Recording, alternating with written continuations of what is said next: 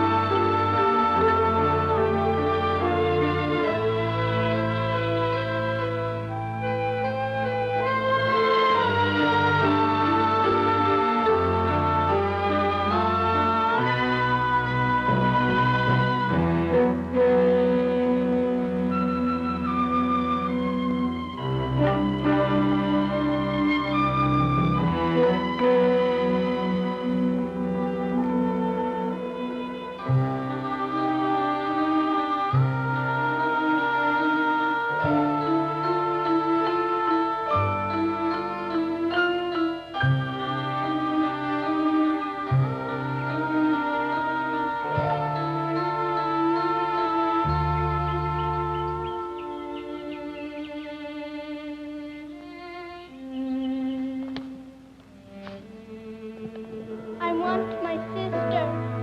I want my sister. Want my sister. This family came to the attention of our agency when the school called and requested the help of a social worker. Before I became a volunteer coordinator, I was a social worker who answered such calls, and believe me, I know how she felt on that first visit. No matter how many times a social worker is confronted with a family in these circumstances, she can't help feeling compassion for the people forced by circumstances into a narrow, hopeless world. And perhaps frustration because there is so much to be done and so little help to do it. Consider this family.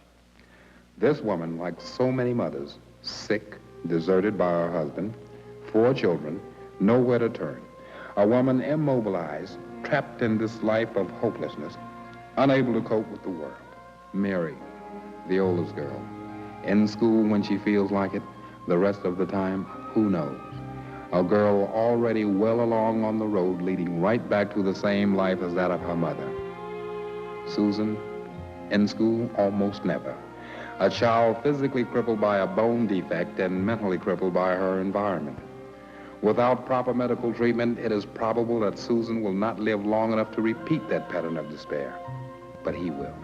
The signs are already there. The circle of his world includes what he sees, what he hears, what he feels, and not one of these teach him how to break the pattern of his daily environment. This baby, though appearing healthy, is actually suffering from dietary deficiencies which can lead to early childhood diseases. The social worker can arrange for heat, for lights, for medical aid, and for food. It's plugged in, your light's out. The electricity is off, all right. The Social Services Agency provides the necessary assistance for a family to survive. But the needs of many families, such as this one, cannot be fulfilled by a social worker alone. It was an all too familiar problem. No public agency can give all the support that some families need. That would require many more employees and a greatly increased budget. However, something had to be done for the Romero family. The social worker came to me since I was a volunteer coordinator in this area. My job was to find someone to help, a volunteer.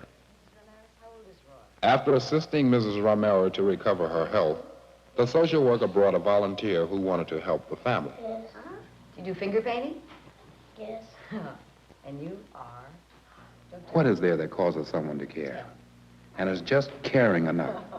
Can that concern be transferred to meaningful action? Consider this volunteer. She and the social worker have agreed that their primary goals are to overcome this family's feelings of hopelessness and despair. But how do you instill a sense of hope? How do you build a feeling of pride? The volunteer begins by making possible the small achievements, such as selecting food for its nutritional value.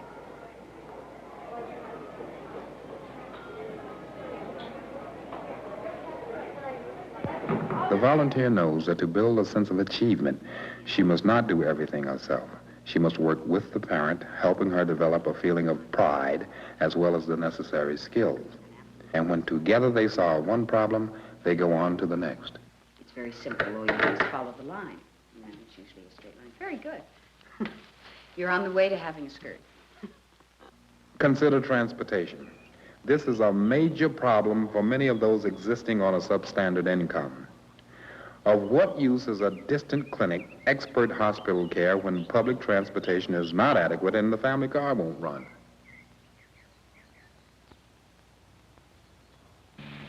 Transportation volunteers are available on call, such as this one driving Susan and her mother to the hospital.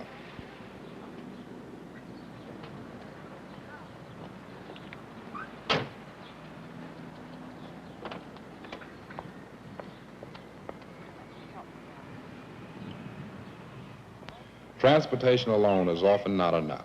Childcare is needed for the children left at home.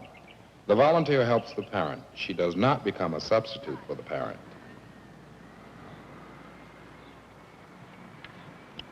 We sometimes forget that people who have never been outside their own narrow world may not know how to cope with an alien environment. Coming into a large, impersonal medical institution is confusing to anyone, but more so to someone of limited experience. The transportation volunteer can be of further help by guiding the family through the routines for admittance. How can a person escape from the limitations of poverty? For the young, the answer is education. But from the restricted point of view of their environment, the value of an education is not easily seen. Aristophanes was the father of satire. And very often when he would write his plays, the government, of course, the satire was against the government, they would lock him up. Because it was, satire, of course, is one of the elements or one of the purposes of it is to destroy an... It is difficult for Mary to concentrate and to be interested in school when there are so many problems at home. And, Yes. Yeah? Looks like he hasn't awakened yet. And you, miss, you look like you're ready for your nap. Huh? Get up. Why choose the long discipline of an education when she can more easily drop out? Get out! Over here!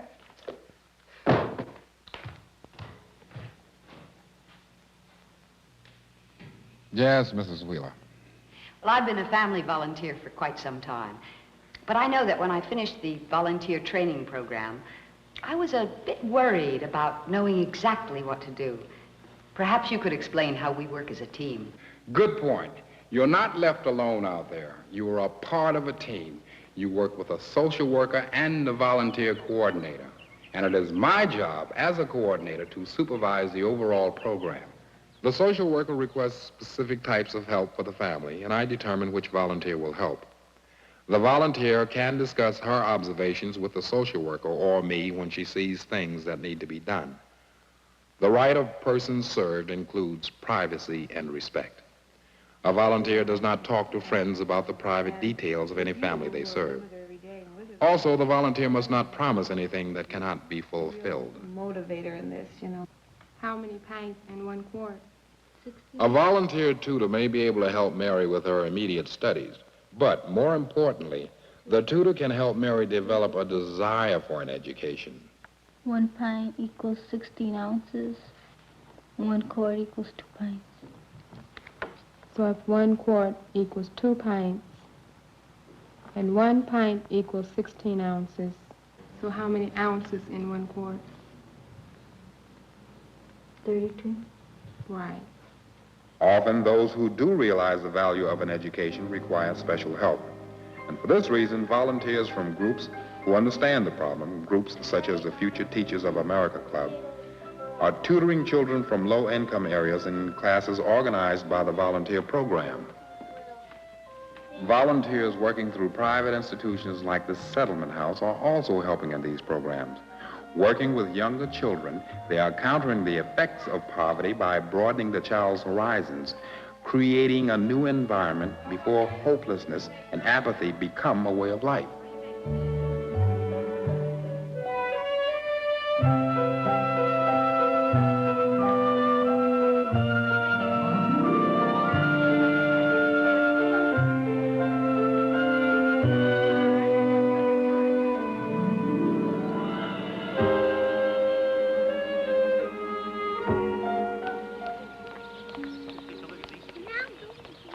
The Share a Trip volunteer program provides the opportunity for a child to go places with other families and other children. Here, a volunteer family of 4 is sharing their day with Roy Romero. Most of these children, like Roy, come from homes where there is no father, and they desperately need to learn the father role. Are you going to get a hot dog? Sure. I'm not. Yeah, we're going to get everybody a hot dog, right? I'm not. Roy will become an adult and have his family. But if he has never known a father, will he be a good father to children of his own? No. They'd run away with you. Look at the eyelashes. They're big, Roy, huh? Yeah. You know when they pick it up? In many cases, people are unable to cope with the outside world because of language barriers. This woman is unable to get help for her sick daughter. She wants medication for her daughter's earache, but she is unable to communicate her needs. I'm sorry, I don't understand Spanish. Can Pero you speak tengo it in que English? comprar la medicina para curarle el oído. Medicina para curarla del oído. Está muy mala. ¿No me puede ayudar usted? Cuando se entra en una farmacia y quiere pedir... This volunteer speaks both English and Spanish and can help by teaching. Quiero comprar, ¿verdad? En inglés se dice, I want to buy some aspirin. En inglés, aspirin. Aspirin. Repitan, en inglés. Aspirin. Aspirin. Aspirin. Aspirin. Otra vez. Aspirin. Muy bien. And that's why you, the volunteers, are urged to keep your eyes open for people who will help. Just people who know how to meet the everyday problems of living, and people who are willing to share that knowledge with someone who doesn't. Many of the women volunteers are able to interest their husbands in becoming volunteers. My husband has been helping me. He works for the telephone company, and he's talked a lot of other men into being Share a Trip volunteers.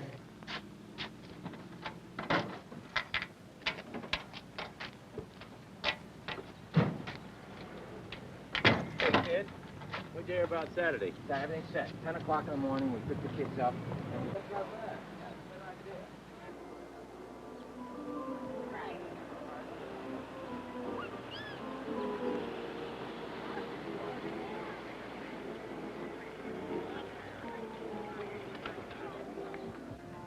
For a group of fatherless boys, this is a special day.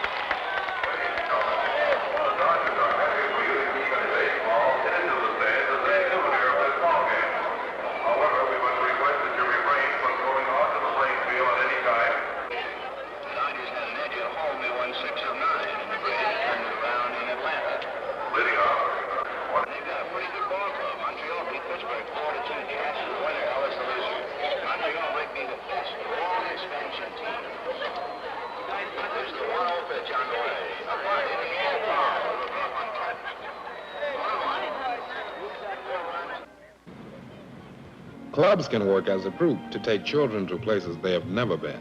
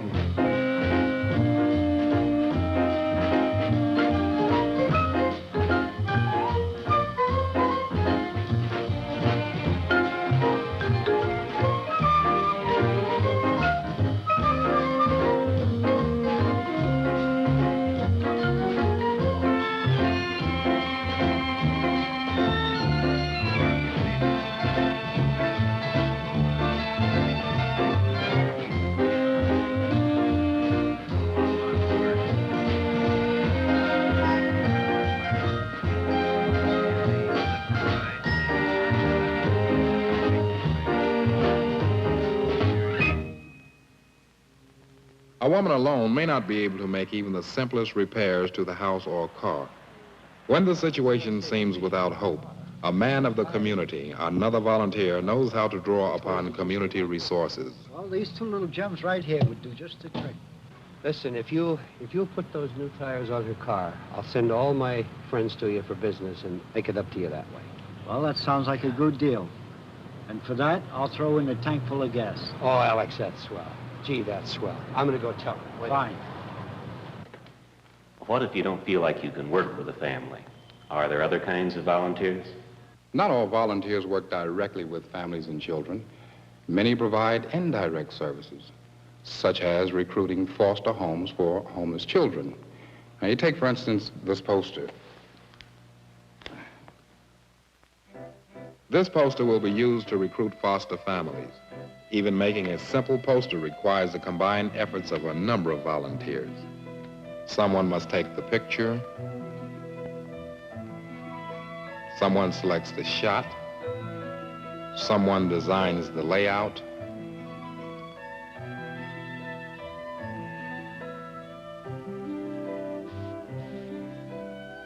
Someone does the lettering and lays in the background. Someone obtains the printing.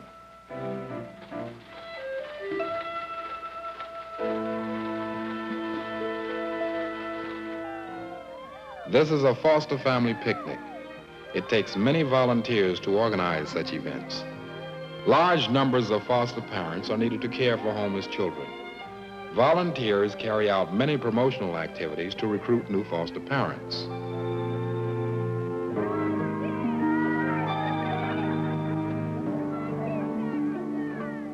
Telephone inquiries from prospective foster parents are screened by volunteers. In programs such as these, volunteers can take the calls in their own homes. Therefore, some of these telephone screeners may be confined to wheelchairs. Hello. Or, in this case, blind. I'd be very glad to. Just a minute, I'll put the tape recorder on and we'll go from there. There is such a variety of people and such a multitude of tasks that no volunteer ever has to worry about not finding that assignment that is exactly right for him.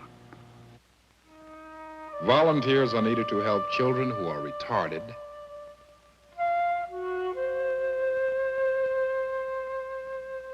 and those who are blind.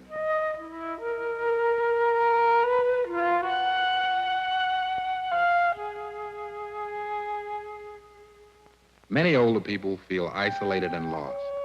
Volunteers are needed to visit them on a weekly basis and sometimes to chat with them daily by phone.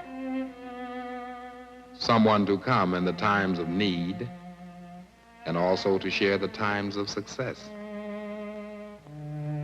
Susan's doctor says she may be able to walk without crutches, hopefully in time to see her sister's graduation.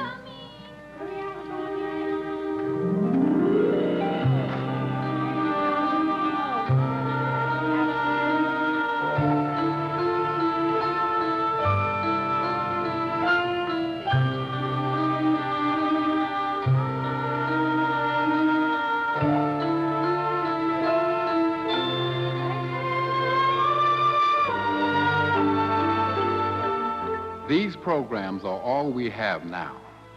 Hopefully your awareness of poverty and your growing knowledge of poverty will bring about the needed changes. Volunteers have proven that hopelessness is not always inevitable. People can achieve independence and freedom from poverty and despair. They need the help of someone who cares. They need you.